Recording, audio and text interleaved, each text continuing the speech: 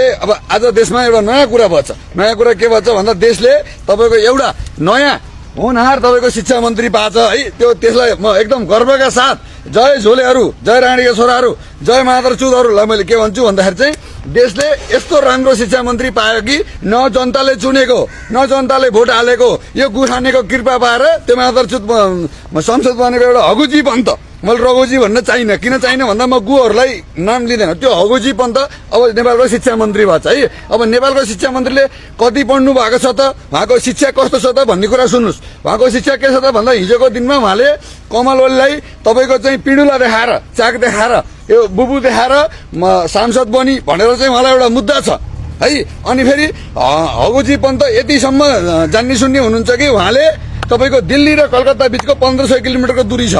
1500 kilometre टाढा भयो कलकत्तालाई उहाँले 1 मिनटमा सारेर कलकत्ता दिल्लीमा पर्छ भनेर भनेको विज्ञ भनेको को हो त भन्दा हगुजी पन्त हो। अनि यो हगुजी पन्तलाई गुखानेले चाहिँ तपाईको मन्त्री, शिक्षा मन्त्री बनाएको छ। अब नेपालको शिक्षाको स्तर यति माथि पुग्छ भन्ने कुरा तपाईहरुले यति सोच्नुस् कि तपाईको अब शिक्षक आन्दोलन हुँदैन है। किन हुँदैन भन्दा हगुजी पन्तले जे पनि पार गर्नुहुन्छ। किन भन्दा उहाँले दिल्ली त कलकत्ता पर्छ भन्नुभएको छ। के अरे कलकत्ता दिल्ली हुन्छ अनि उहाँ जस्तो शिक्षा मन्त्री पाइन्छ। अनि हगुजी पन्त यति धेरै भोट लिएर जित्नु भएको हो कि केपी ओलीको चाटेर। अनि तपाईँको हगुजी पन्त चाहिँ सांसद हुनुभएको समानुपातिक। त्यो पनि समानुपातिक सांसद भनेको नेपालमा टिके सांसद, बिके सांसद, चाके सांसद, भालु सांसद, विशेष सांसद भन्छन् होइन।